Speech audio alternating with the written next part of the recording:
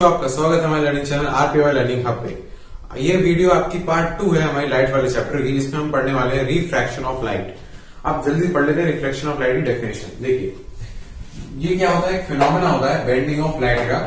जब कोई कहते हैं लाइट एंटर करती है किसी मीडियम में ऑब्लिकली, जब जैसे मान लीजिए हमारे पास कोई सरफेस है, ये सरफेस हमारा, ठीक है, उस पर जब हमारी लाइट आई वो ऑब्लिकली है, मतलब टेढ़ी आई, तो वो जब अंदर आएगी ना तो वो या तो अवे फ्रॉम नॉर्मल हो सकती है या फिर टुवर्ड द नॉर्मल हो सकती है। नॉर्मल को देखिए, कुछ टर्मिनोलॉजी है। देखिए, पहला ये आपकी नॉर्मल होती है, जो सरफेस के परपेंडिकुलर इमेजिनरी लाइन होती है उसको नॉर्मल कहते हैं। कुछ मीडियम्स होते हैं, एक रेयर मीडियम, एक होता है डेंसर मीडियम। ठीक है, रेयर डेंसर मीडियम में क्या होता है, रेयर मीडियम जो आपका हल्का फुल्का मीडियम है, जैसे आपका एयर हो गया, वैक्यूम हो गया, ठीक। और डेंसर मीडियम आपका क्या हो गया, ग्लास हो गया, वाटर हो गया। ओके, अब देखिए, जब लाइट रेयर से डेंसर मीडियम में जाती है, मान लो हवा से पानी में गई, तो वो नॉर्मल के टुवर्ड बेंड हो जाती है। और वहीं जब क्या कहते हैं डेंसर से रेयर में गई तो वो अवे फ्रॉम नॉर्मल हो जाती है। उसको समझने का तरीके कैसे है, मान लो आप एक कमरे में बंद हो, एकदम घुसा हुआ है वो कमरा, अब उसमें आप ट्रैवल करोगे और उससे एकदम खाली कमरे में घुसोगे एकदम, तो एकदम फैल जाओगे ना। तो वैसे जैसे डेंसर से रेयर में गए तो अवे फ्रॉम नॉर्मल हो गया। अब तुम खाली कमरे से भर से घुसे हुए कमरे में घुसो तो वहां पे तुम चिपक क्या कहते हैं टुवर्ड नॉर्मल बेंड हो जाओगे, मतलब चिपक जाओगे, एकदम सिकुड़ जाओगे। वही है तुम्हारा रेयर से डेंसर वाला नॉर्मल मीडियम के लिए। ठीक है, इसका डायग्राम में समझ सकते हो। ये डेंसर से मीडियम लाइट आई तो एकदम से बाहर अलग होगी, नॉर्मल से दूर चली गई। और वहीं जब रेयर से डेंसर में गई एकदम अंदर घुस गई। यही है, ठीक है। अब ये होता क्यों है, तुमने रिफ्रैक्शन तो समझ लिया क्या है, लेकिन अब होता क्यों है? देखो, जब लाइट की रफ्तार में बदलाव आता है, जब वो क्या कहते हैं मीडियम बदलती है, उस वजह से। जैसे मान लो यहाँ पे डेंसर था, यहाँ पे इसकी रफ्तार कम थी, अब रेयर में आज रफ्तार बढ़ गई, मीडियम चेंज करती, तो उस वजह से रिफ्रैक्शन हो गया। ठीक है, अब इसकी कुछ इफेक्ट्स होते हैं। देखो, जैसे मतलब इफेक्ट्स के समझो एग्जाम्पल्स हैं कि रिफ्रैक्शन ऑफ लाइट कहाँ कहाँ देखने को मिल जाता है। कुछ पॉपुलर एग्जाम्पल्स दो लिखी है मैंने।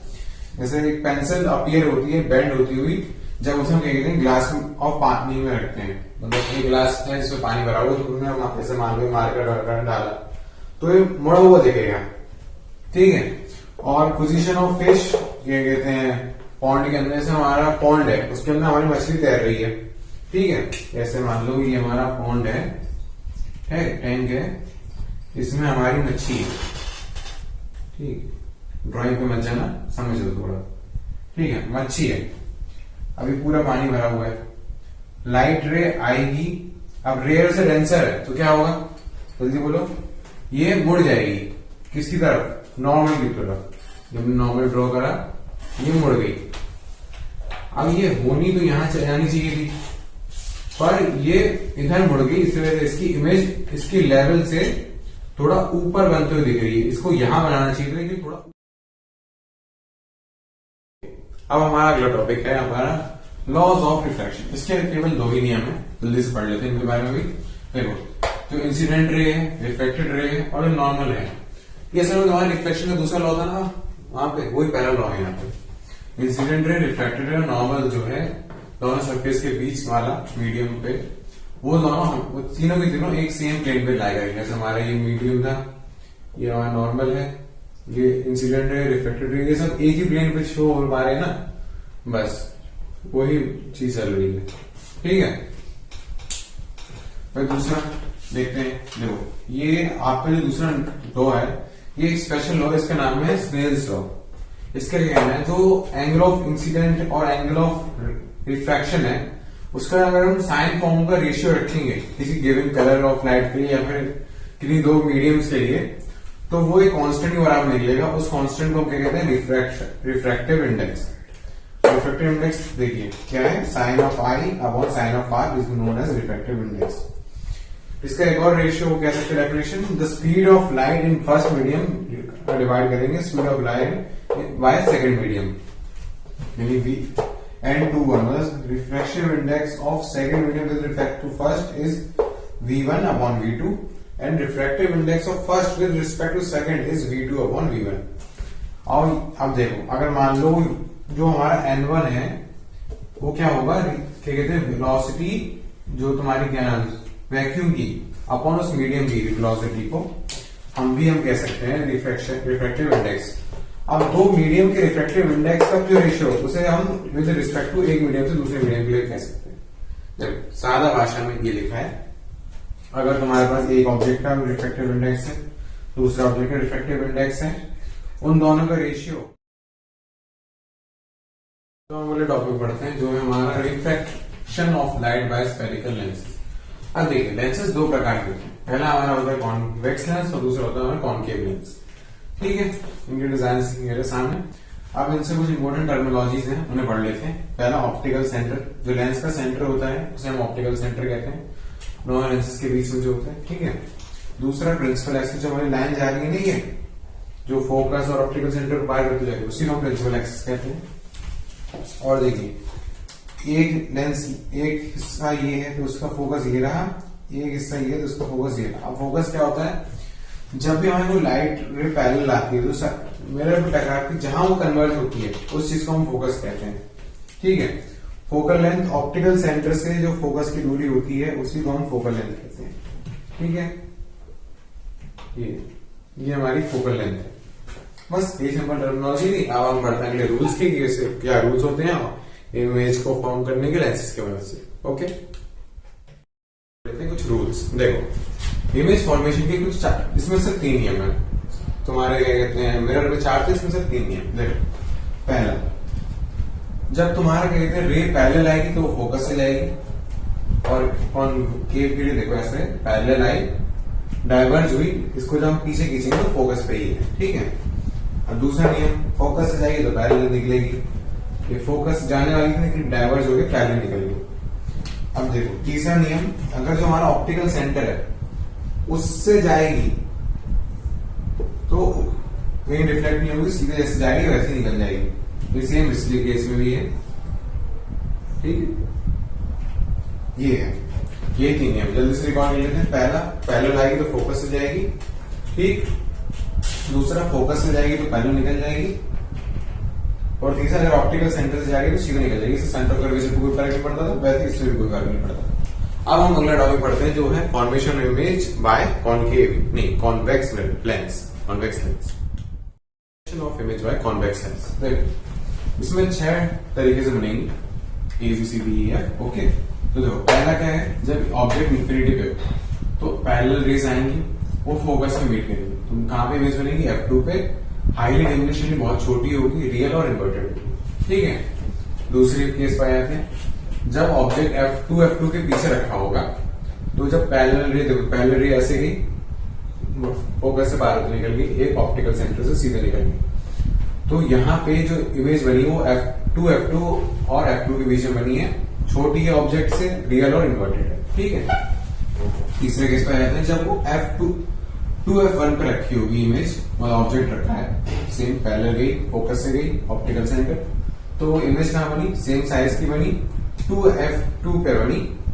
और रियल और इन्वर्टेड है। ठीक है, मतलब सेम साइज है। तो ये जैसे तुम्हारा मिरर में सेंटर ऑफ कर्वेचर अलग सीन था, वैसे ही इसमें। अब आते हैं तुम्हारा चौथे केस में, जब ऑब्जेक्ट जो है 2F1 और F1 के बीच में रखा, वही सेम पैरेलल रेज गई फोकस से ऑप्टिकल सेंटर, तो हमारी इमेज का बनी बियॉन्ड 2F2 के पीछे बनी है, बड़ी बनी है, रियल और इन्वर्टेड। ठीक है, अगले पे आते हैं, जब इमेज जो हो फोकस पे रखी, ऑब्जेक्ट फोकस पे रखा है तो पैरेलल गई, फोकस से पास होगी ऑप्टिकल सेंटर। अब ये जो इमेजेस है ना, ये जो लाइन रेज जा रही है, दोनों पैरेलल है, तो हम मान लेते हैं कि जो इमेज बनेगी वो इंफिनिटी में बनेगी, बहुत बड़ी बनेगी, रियल और इन्वर्टेड। ओके, आखिरी केस फटाफट से पढ़ लेते हैं, जब ऑब्जेक्ट हमारा F1 यानी फोकस के भी आगे रखा हो तो इमेज जो देखो पहली रे हमने करी पैरेलल, फोकस से पार हो गई, फिर ऑप्टिकल सेंटर। अब ये दोनों रेस पैरेलल नहीं है, ये ऐसे जा रही है, तो इनको जब पीछे खींचेंगे तो एक जगह मिलेंगी,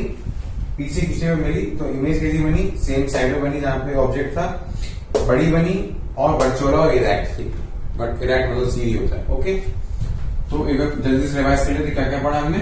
इन्फिनिटी पे ऑब्जेक्ट पैरेलल रेज आएंगी, फोकस से बनेगी, बहुत छोटी होगी, रियल और इन्वर्टेड होगी।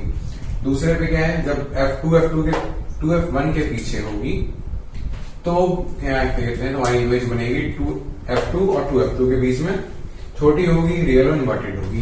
तीसरा केस, जब 2f1 पे रखी होगी तो 2f2 पे बनेगी, सेम साइज की होगी, रियल और इन्वर्टेड होगी। चौथा केस, 2f1 और f1 के बीच में रखी है तो बियॉन्ड 2f2 के बनेगी, रियल इन्वर्टेड होगी और बड़ी होगी। पांचवा केस क्या है, जब फोकस पे रखी होती है, इन्फिनिटी पे बनेगी, बहुत बड़ी बनेगी, रियल और इन्वर्टेड बनेगी। आखिरी केस क्या था, इसमें वर्चुअल और डायरेक्ट इमेज बनती थी, सेम साइड बनती थी, बड़ी लार्ज बनती थी। एक ऑब्जेक्ट का कहां रखा होता था, फोकस और ऑप्टिकल सेंटर के बीच में, क्योंकि इसकी रेस डाइवर्ज होती थी और ये पीछे जाके बनाती थी। ठीक है, अब अगला पे बढ़ते हैं जो है हमारा कॉनकेव लेंस। अब पढ़ेंगे formation of image by concave lens. देखो उसमें सिर्फ दो ही केसेस हैं। पहला, जब ऑब्जेक्ट इन्फिनिटी पे हो, इन्फिनिटी से रेज आई बाहर गई और फोकस में पीछे खींच के जुड़ गई। ठीक है, इमेज क्या बनेगी, f1 पे बनेगी, काफी छोटी होगी, पॉइंट साइज होगी, वर्चुअल और रिएक्ट होगी। ठीक है, दूसरे वाले में दूसरे केस में क्या है, ऑब्जेक्ट जो है वो 2f1 के पीछे रखा गया है, ऑप्टिकल सेंटर से सीधी निकल गई, हमारी क्या नाम, जब पैरेलल गई तो फोकस से पीछे खींच के गई। अब इमेज क्या बनी, ऑप्टिकल सेंटर और फोकस के बीच में। इमेज छोटी है, वर्चुअल और रिएक्ट है। अब तुम लोगों के लिए एक सवाल, ये जो मेरा डायग्राम है इसमें एक एरर है, जल्दी से कमेंट करके बताओ क्या एरर लिखा हुआ है उसमें। जिसने सही जवाब दिया उस कमेंट को पिन कर दूंगा मैं।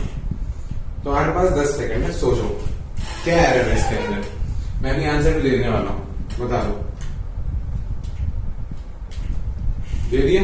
देखो इसमें मैंने एरोज नहीं बनाए हैं। एरोज, रेज में एरो ना बनाने के बाद आधा नंबर घटता है, तो डायग्राम बनाते हुए ये ध्यान रखना कि मैंने एरो तुम जरूर बनाओ अपने।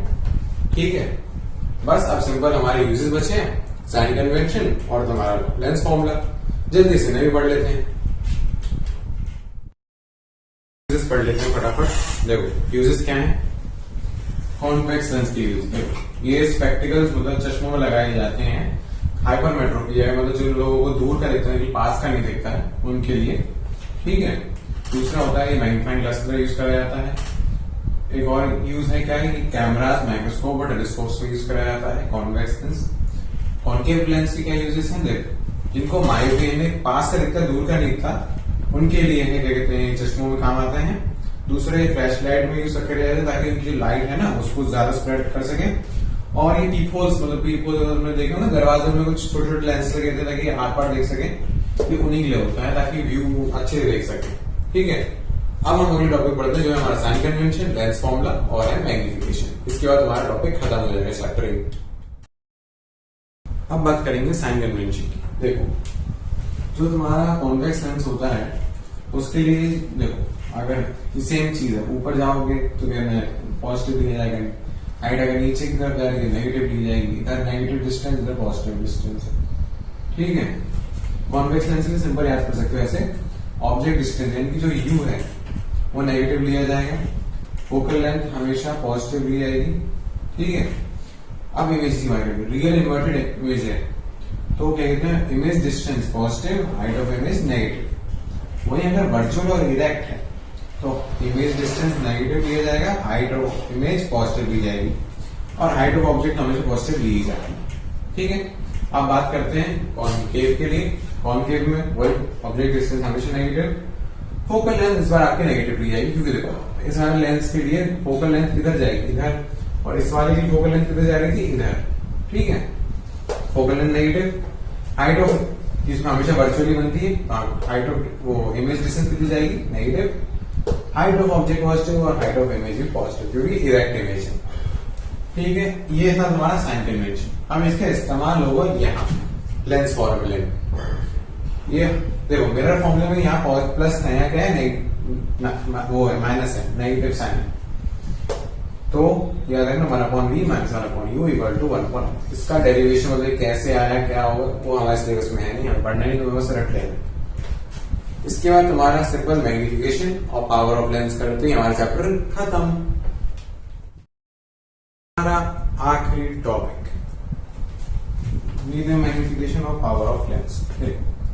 लीनियर मैग्निफिकेशन को हम एम से डिनोट करते हैं। ये कुछ नहीं होता, सिंपल एक रेशियो होता है हाइट ऑफ इमेज और अपॉन हाइट ऑफ ऑब्जेक्ट का, या फिर distance of image upon distance of object का। इसका मतलब समझ गए, m equal to H dash upon H हो या फिर equal to v upon U. ठीक है, इसके लिए वो बातें क्या है, अगर m तुम्हारा पॉजिटिव है तो इमेज जो होगी वर्चुअल और रिएक्ट होगी, अगर m नेगेटिव है तो इमेज जो होगी रियल और इन्वर्टेड होगी।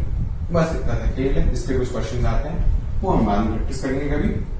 Power of lens, power of lens मतलब पावर ऑफ लेंस का मतलब समझो कि वो एक लेंस कितना ज्यादा इमेज को मोड़ पा रहा है। ठीक है, तो इसकी ऐसा यूनिट क्या होती है, डायोप्टर होती है, डी से कैपिटल डी से डिनोट करते हैं इसकी यूनिट को, और इसका पावर का सिंबल होता है पी। ठीक है, इसका फॉर्मूला क्या है, पी इक्वल टू 1/f, और इसकी वन डायोप्टर तुम 1/मीटर के बराबर लिख सकते हो यूनिट इसकी। अब बात करते हैं अगर मल्टीपल लेंसेज है तो उनकी पावर कैसे निकालेंगे, सिंपल होता है, जब सम कर दो, मतलब एक साथ सिंबल जोड़ दो।